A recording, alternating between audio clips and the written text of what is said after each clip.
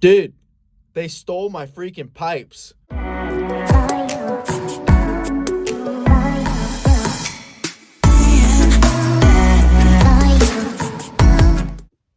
What is up, guys? Welcome back to my third YouTube video, and today we are talking about a $1,200 mistake. Today we are talking real estate education on things not to do today. Usually moving forward, we're going to talk more about acquisitions, how to buy good deals, all that good stuff. But today we're talking about what not to do. So bought this house right here in High Point several months ago. Bought that house for $58,000. Put about $12,000 into fixing it up. It looked like this when we bought it, and it looks like this now. What do y'all think of that yellow door? I don't know, it's a little bright, eh? But we bought this house, fixed it up, and we're planning to do a full flip. We were in it for $70,000, and it should have been worth on paper for about $100,000. So plan was fix it up, flip it, make a little bit of money, right? Well, we put it on the market and nothing. There was about 5 houses on the same street that went up for sale the same week. And ours didn't get sold. We got offers on it. The offers came in like in the low 90s. We got one for I think 88, and then one for 95. So we were like, this doesn't make sense for us. Let's just put it up for rent.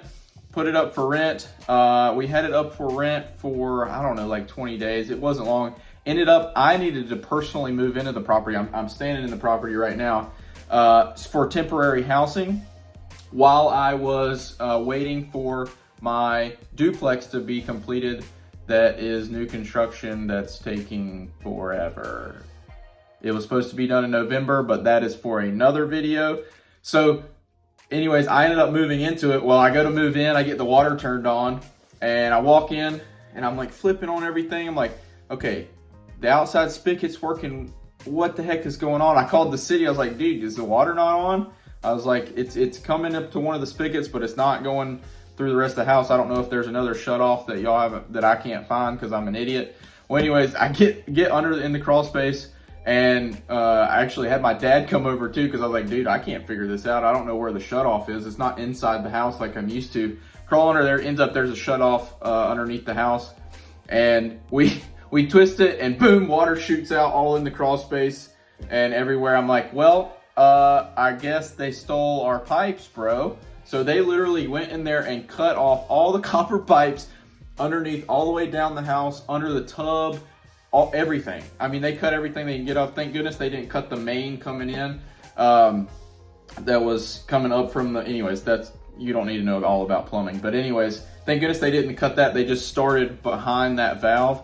So it was shut off, thank goodness, and they were kind enough. Obviously, they didn't want to get wet, but they were kind enough to leave it closed for us. So they did that, and here is the pictures of what it looked like when they cut it. They were a little aggressive with it.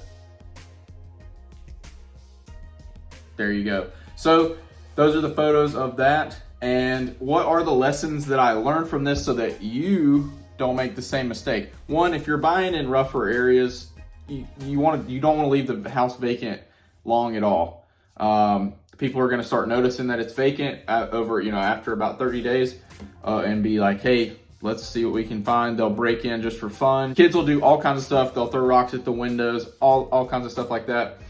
So you want to keep it, you want to get it filled as soon as possible. Either get it sold or get it rented, right? Also, if you're buying older houses, like this house was built in the 50s, right? So it's got copper pipes. So if you can go ahead and budget just to update that copper to PEX, then obviously you're not going to have an issue with people stealing stuff and leaving your tenants without water when they move in, right? So that is another tip to do that, is to go ahead and budget to update it, or budget 5 to 10% to have, look, we're investing in the hood. So we should probably have some budget for what will be stolen, broken, whatever, vandalized, anything like that. The second is put a lock on the crawl space. That might be a good idea. So I was thinking about that. How can we avoid this on other ones? Put a decent door on the crawl space, put a lock on it.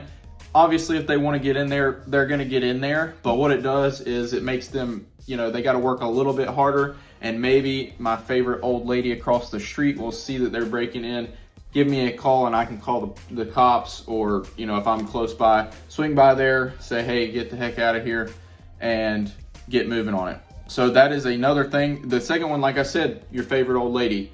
I went across the street. Her name is Shirley. Super nice lady. I tried to buy her house, but she's been smoking in there for like 45 years. It's terrible.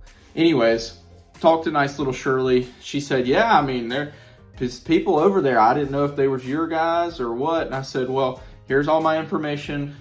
If you see something fishy, and if it's at night, or, you know, they're pulling up in a pickup truck that's not one of our work vans that you've seen that when we were previously working on the house, give me a call or just shoot me a text and say, hey, is somebody at the house that's not supposed to be there? Boom. And she's like, oh, yeah, absolutely. I'd love to do that. She literally sits on the front porch like this, watching the cars go by, looking at them like that right there, watching everybody go by. So she's perfect for the job, right? So find an old lady in the neighborhood when you're renovating it, go knock on the door, say, hey, just bought the house down the street, wanted to, you know, introduce myself. You want to sell your house, whatever it is you want to say, do that. That was another thing that now, you know, if we have an issue, she's on. So just to recap the 3 things that I have for tips to not make the same $1,200 mistake that I did. 1, don't leave the property vacant for long. 2, get a friendly neighbor. Old ladies are the best at it, or old men that are grumpy that sit on the porch and tell people to stay off my lawn.